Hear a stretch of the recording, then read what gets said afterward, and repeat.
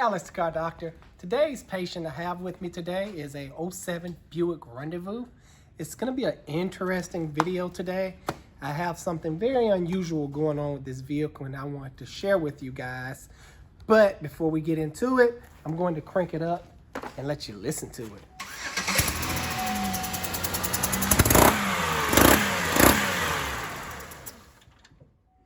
Hopefully you guys heard that. It sounded like an exhaust leak. That's what the owner of the vehicle thought it was at first. Quick rundown of the vehicle. This vehicle was brought in today. He kind of pre-diagnosed it himself.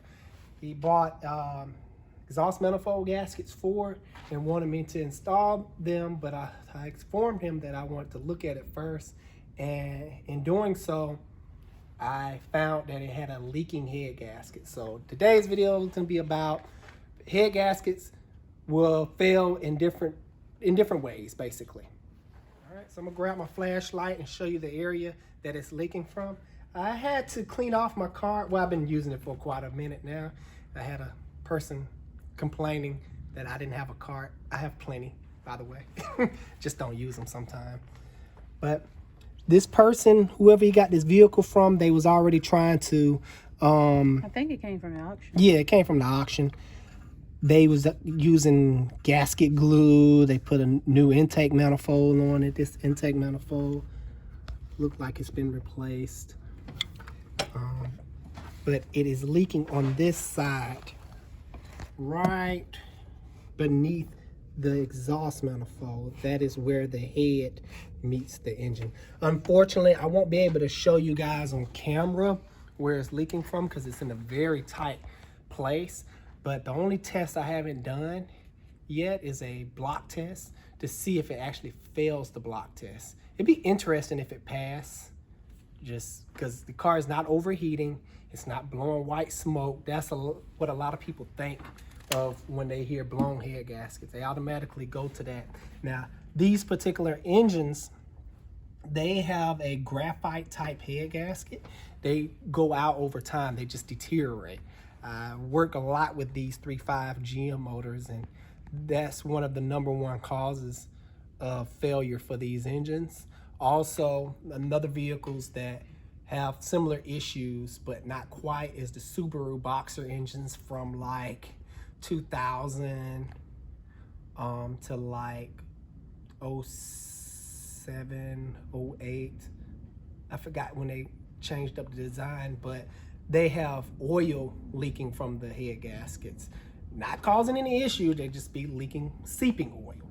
So that's just quick little information for you guys. Hope I didn't bore you.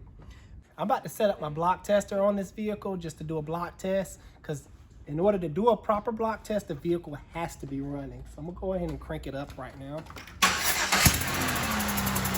But you hear the hissing, it's more of like a compression seeping out or a blown out spark plug. If you ever had a blown out spark plug or take the spark plug out, you will hear hissing similar to that.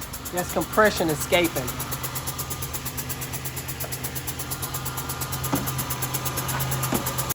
I have my block test kit here. I'm gonna put it in the link in the description where you can find this block test fluid. I recommend getting it from Napa because it's nice and blue. If you go anywhere else, you would get like a faded bluish. Very hard to do the test. Harbor Freight has good block test fluid too. So how you want to do this, it has a little feel line that you fill the fluid up to. Bam.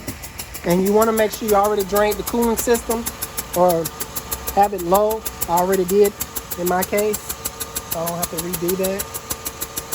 I'm gonna grab my light so you guys can see. If it stays blue, you don't have a blown head gasket, according to this fluid. If it turns yellow, head gasket is blown. I'm trying to fix my light here so you can see it better.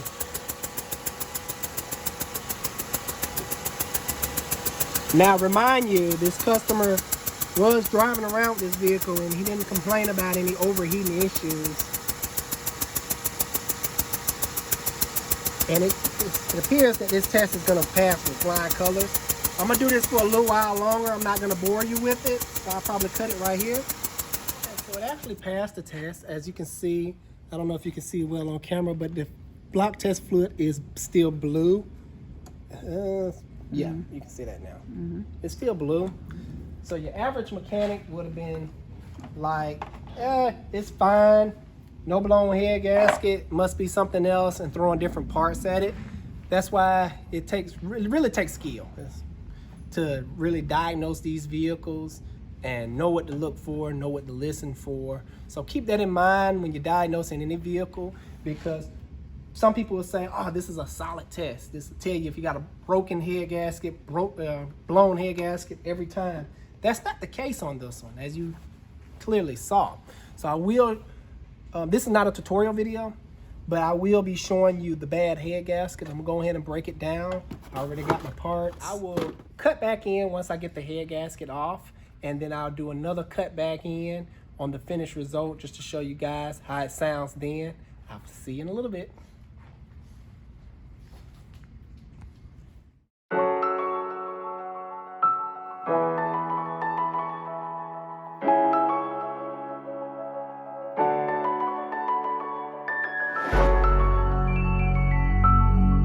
Just wiping this down so you guys can see it better before I discuss what happened. All right, what's going on here is that you can clearly see that the head gasket is broken. It's set in there like so, and this part was at the very bottom. Now, the only reason it didn't show up on the block test is because this is a new one. This is how it's supposed to look. You have these little ports. These are coolant ports. Not the big holes, but the small ones. Coolant passages. And if the head gasket was blown, it would be, the combustion gas would be seeping into the cooling system, causing the test to fail. So it'll be seeping into there, but it wasn't. It was still sealing until this point right here, and that's what we heard, seeping out, blowing out, failure head gasket. So I'm gonna go ahead and put this back together. I will jump back to you. I'll see you when the car is running. See you shortly. As you guys can see, got everything put back together, double checked all my work. Everything is in its place. This job is not for the average DIY person. It takes about 9 hours and it has a skill level of about a 10 out of a 10. On the other hand, if you was wondering about the test that I used to diagnose this job, it was just a simple compression test. It was a low compression in cylinder number 246. I believe that's the firing order for the front 3. I'm gonna give it a start and let you guys listen to it, how it sounds now. Hopefully you remember how it sounded before.